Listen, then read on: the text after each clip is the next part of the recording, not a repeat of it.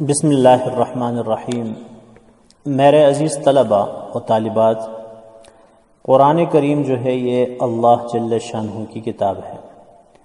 اللہ جل شانہ ایک طرف تو ہمارے خالق ہیں، مالک ہیں، معبود ہیں اور مطلوب ہیں، تو دوسری طرف اللہ جل شانہ احکم الحاکمین بھی ہیں۔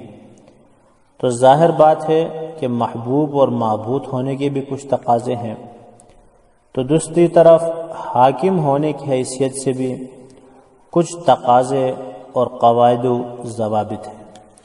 تو لہٰذا قرآن کریم کی تلاوت کرتے ہوئے ان دونوں حیثیتوں کا خیال رکھنا ضروری ہے کہ ایک طرف یہ محبوب کا کلام ہے تو دوسری طرف یہ احکم الحاکمین کا کلام ہے۔ علماء کرام نے قرآن کریم کی تلاوت کے 12 آداب بیان فرمائے ہیں، ان میں سے 6 جو ہیں آداب ظاہری ہیں اور 6 آداب جو ہیں وہ باطنی ہیں۔ ظاہری جو آداب ہیں 6 آداب، پہلے مختصر الفاظ میں ان کا تذکرہ کرتے ہیں اور پھر 6 باطنی آداب جو ہیں مختصراً ان کا تذکرہ کرتے ہیں۔ تو ظاہری آداب میں سے پہلا ادب یہ ہے کہ انسان جو ہے پاک ہو، وضو کریں، کیونکہ بغیر وضو کے قرآن کریم کو ہاتھ لگانا جائز نہیں ہے۔ نبی اکرم صلی اللہ علیہ وسلم کا ارشاد ہے، لا یمسہ الا طاہر، کہ انسان پاک ہو کر قرآن کو ہاتھ لگا سکتا ہے ورنہ نہیں لگا سکتا۔ ہاں، اگر زبانی پڑھنا چاہتا ہو تو اس کے لیے وضو ضروری نہیں، البتہ بہتر ہے۔ تو لہٰذا ہاتھ لگا کر، ہاتھ میں پکڑ کر اگر تلاوت کرنا چاہے تو اس کے لیے وضو کرنا کیا ہے؟ ضروری ہے۔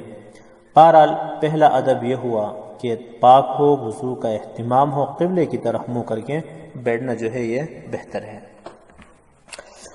اور دوسرا ادب یہ بیان کیا گیا ہے کہ قرآن کریم کو جلدی نہ پڑھے، ترتیل کے ساتھ پڑھے، تجوید کے ساتھ پڑھے، حروف کی ادائیگی کا خیال رکھے، مخارج کا اور اسی طرح صفات وغیرہ کا خیال رکھے، کیونکہ نبی اکرم صلی اللہ علیہ وسلم ارشاد فرماتے، حدیث قدسی ہے کہ قیامت کے دن حافظ قرآن سے کہا جائے گا، وَرَتِّلْ كَمَا كُنْتَ تُرَتِّلُ فِي الدُّنْيَا، کہ اس طرح ترتیب سے پڑھو، تجوید کے ساتھ پڑھو، كَمَا كُنْتَ تُرَتِّلُ فِي الدُّنْيَا، کہ جس طرح تو دنیا میں ترتیل اور تجوید کے ساتھ پڑھتا تھا۔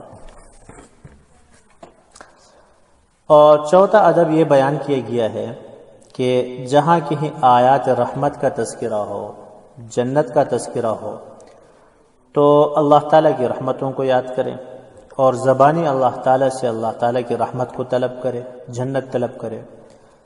اور جہاں آیات عذاب کا تذکرہ ہو، جہنم کا تذکرہ ہو، تو اللہ تعالیٰ سے پناہ مانگے،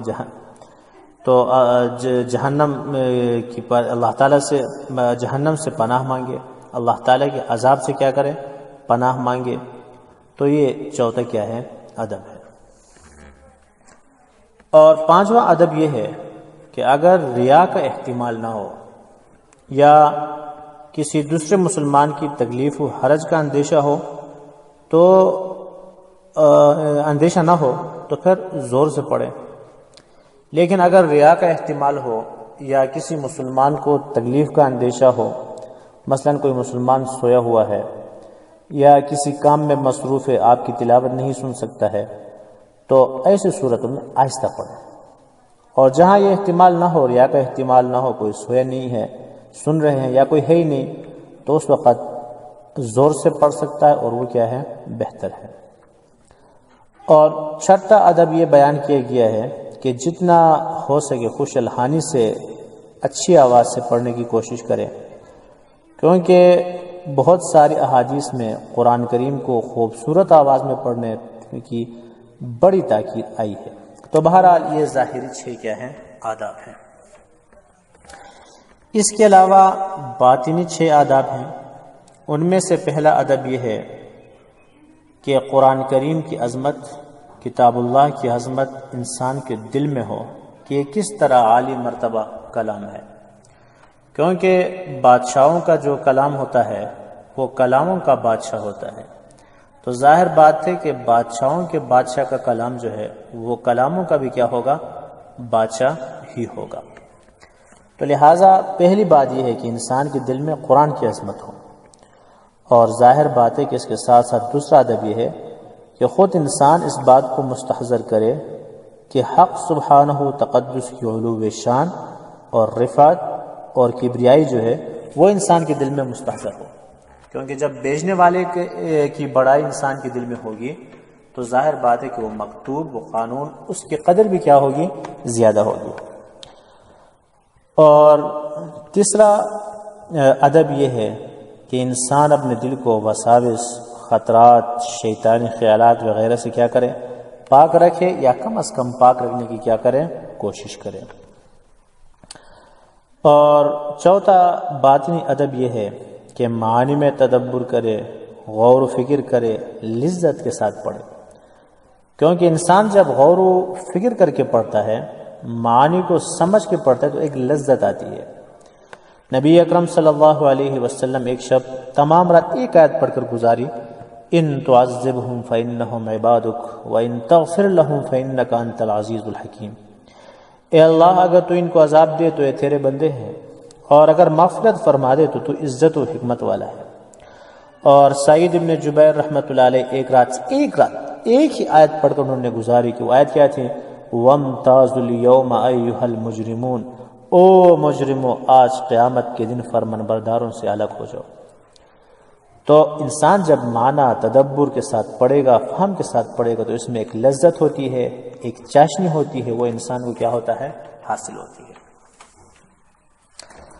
اور پانچواں ادب یہ ہے کہ جن آیات کی تلاوت کر رہا ہے تو دل کو ان کے تابع بنا دے۔ جیسے ہم نے شروع میں کہا تھا کہ آیات رحمت جب آ جائے تو رحمت کو طلب کرے، عذاب کا تذکرہ ہو تو عذاب سے پناہ مانگے۔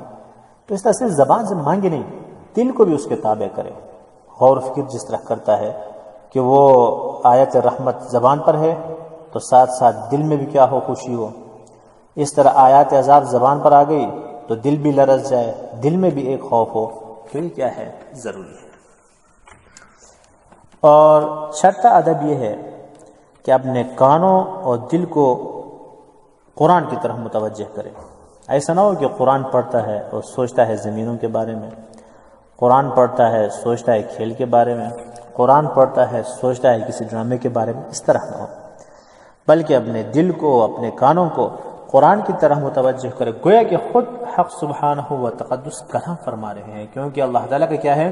کلام ہے، اور یہ سن رہا ہے۔ تو بہرحال بہت سارے آداب بیان کیے گئے، لیکن یہ 6 ظاہری اور 6 باطنی آداب ہیں، تو یہ تقریباً ایسے آداب ہیں کہ تمام آداب کا احاطہ کرتے ہیں۔ تو اللہ جل شانہ سے دعا کرتے ہیں کہ اپنے لطف و کرم سے مجھے بھی اور آپ کو بھی آداب کا خیال رکھتے ہوئے قرآن کریم پڑھنے کی توفیق عطا فرمائے، اور ساتھ ساتھ عمل کرنے کی توفیق عطا فرمائے۔ بسم اللہ الرحمن الرحیم۔ میرے عزیز طلب